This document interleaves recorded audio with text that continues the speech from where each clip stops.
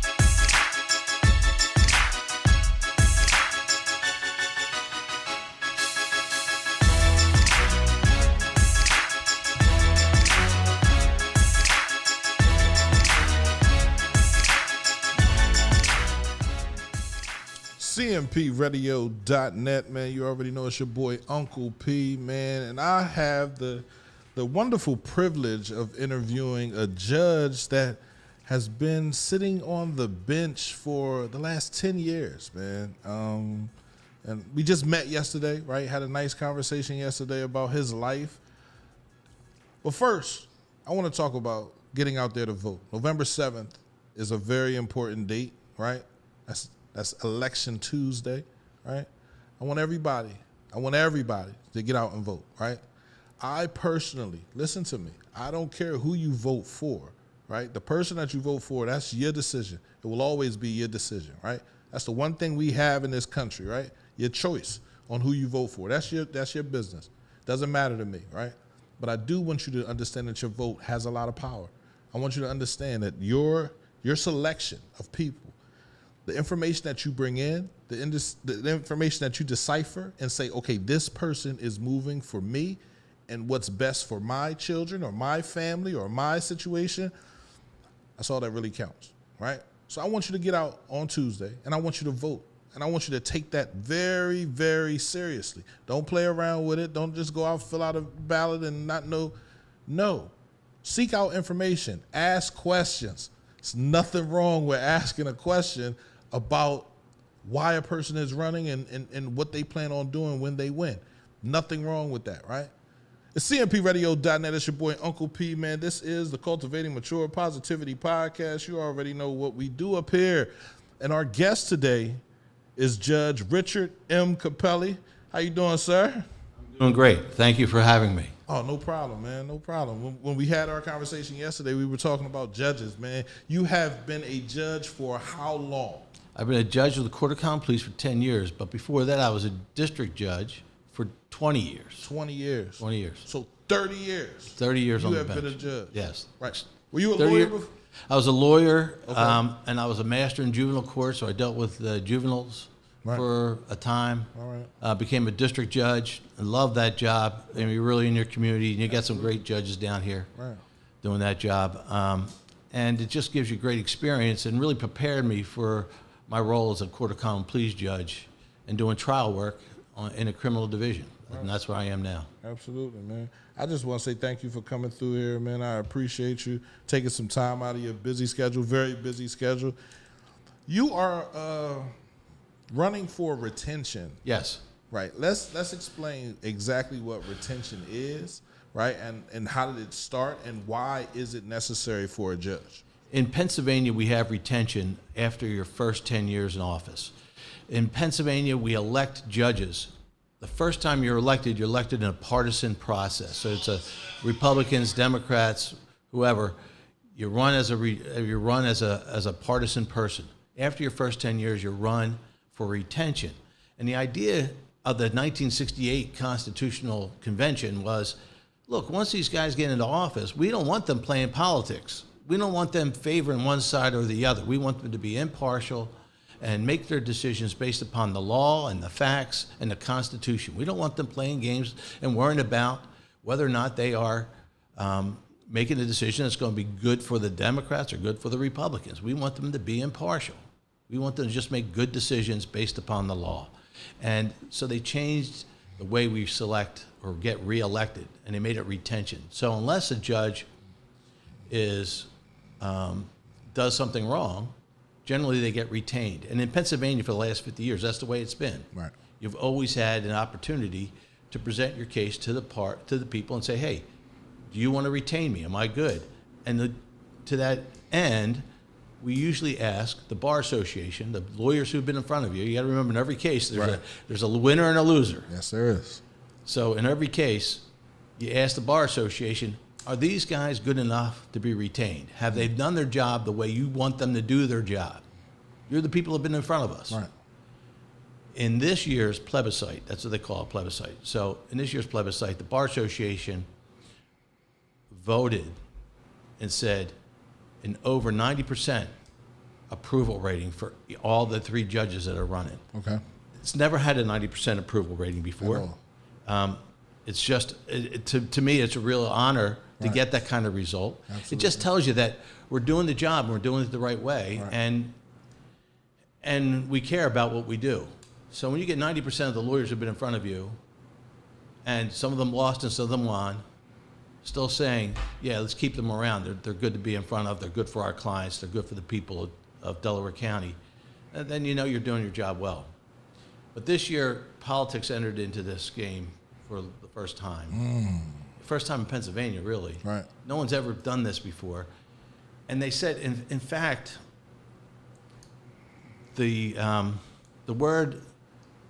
message that went out to this political group was, we have no problem with these judges. Their legal acumen is good. Right. They make good decisions. They're nice people. But they don't have the right letter next to their name.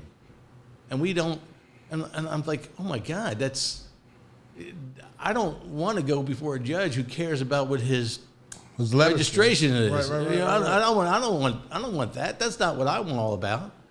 And I've never had to worry about that. In the 30 years I've been on the bench, I never asked anybody what their party affiliation was. Right. That doesn't make sense. Right. That's not what the law is about. That's not why you become a judge. And to me, this whole thing's silly. Right. I mean, but we have to run for retention. Right. And we have to fight that fight, I guess, and let people know that this is an important question. So we're asking everybody to turn the ballot over and vote yes on retention. And like I said, there's 5 members. There's 5 guys running for judge, running for retention. One of them, Jack Pinella, a good guy, great friend, a Democrat. He was elected as a Democrat. Right. Does a great job on Superior Court. He's got to be retained. We got to retain that guy.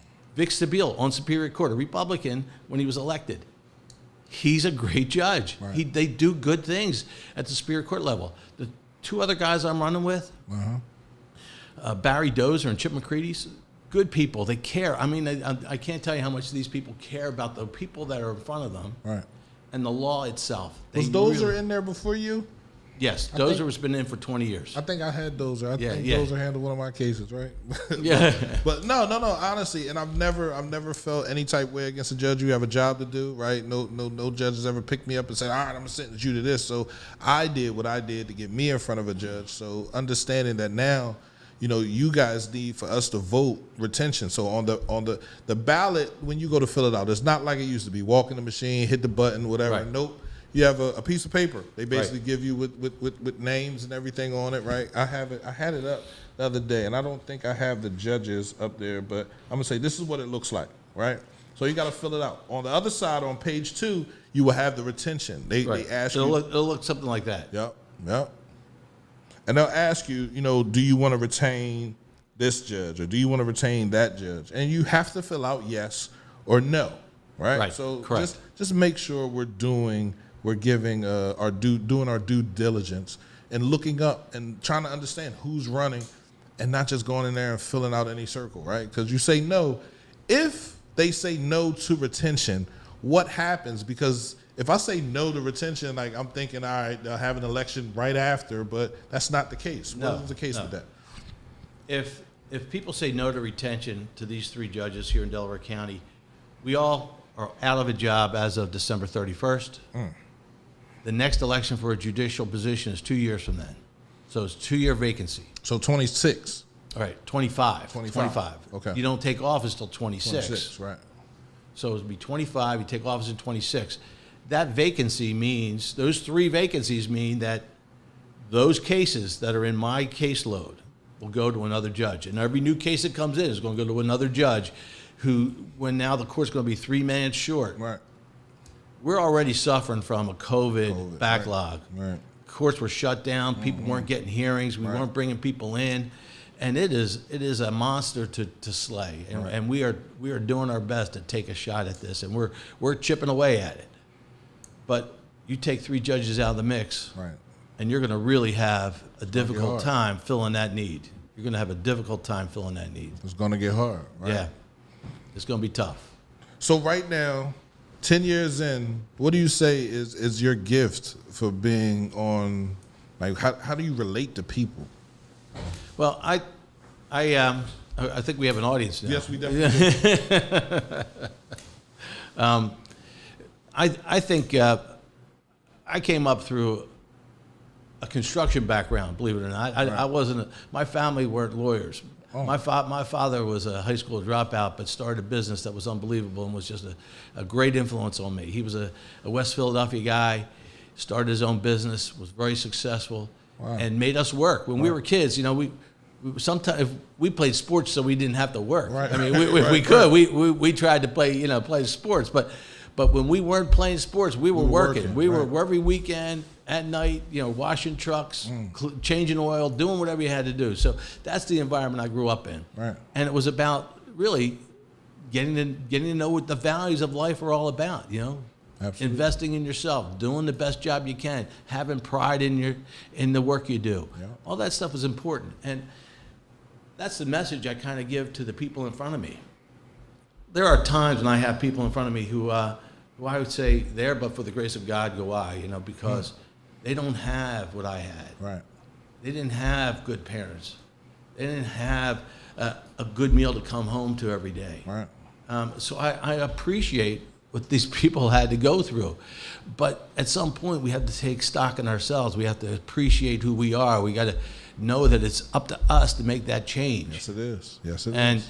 And so that's kind of the message I give when they're in court in front of me, There's hope out there for you. You got to buy into it, whether you're a drug addict or a drug dealer. Right. There's hope.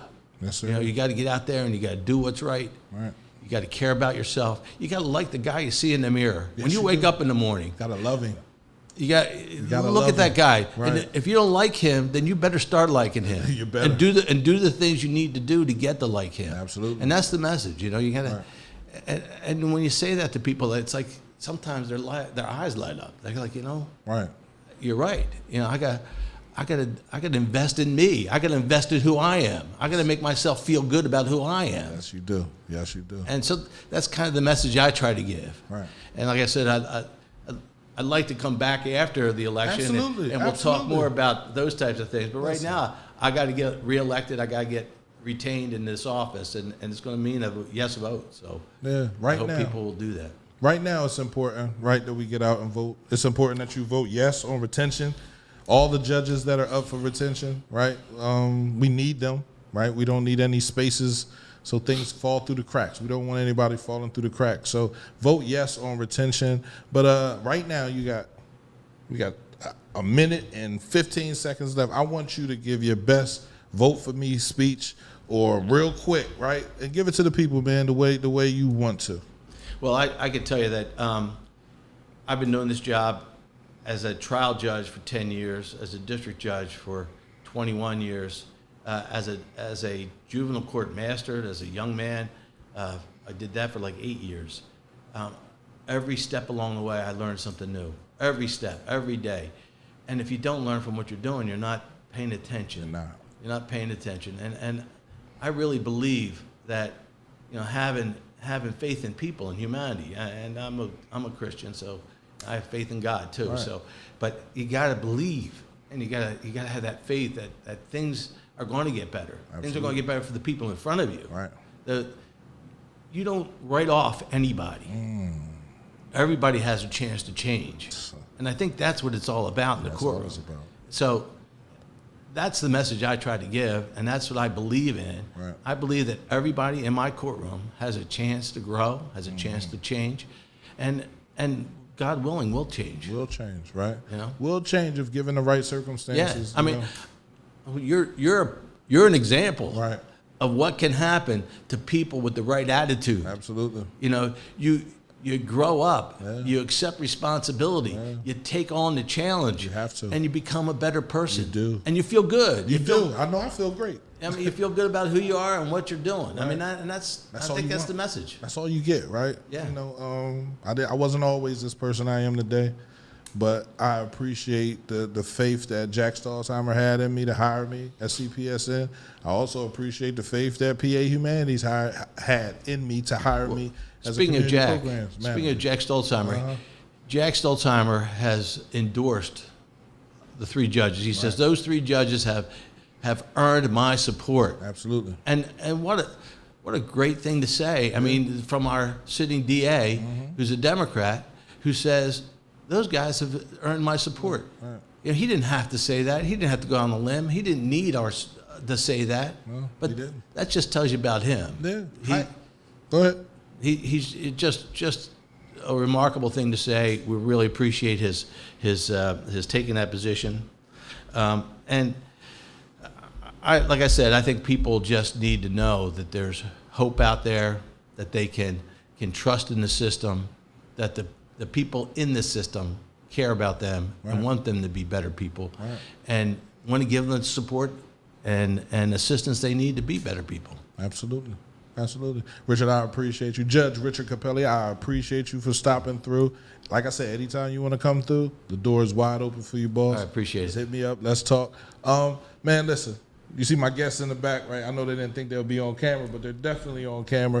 But I want to thank you for stopping through, man. Listen, November 7th, man, get out and vote, man. We have tons of names on this ballot. You've seen the ballot before. I'm going to show it to you again. We got tons of names on the ballot, right? But what we don't have is your vote yet. So make sure you come out and you vote November 7th. Make sure you vote for the people. Do your research, bro. It's important that you understand who you're voting for and why you're voting for them, right? November 7th, come out and vote, man. This is CMPRadio.net, Cultivating Mature Positivity Podcast, man. I appreciate y'all. Y'all already know I love y'all on purpose every day. It never changes, man. I holla at you. Peace. Did we do okay?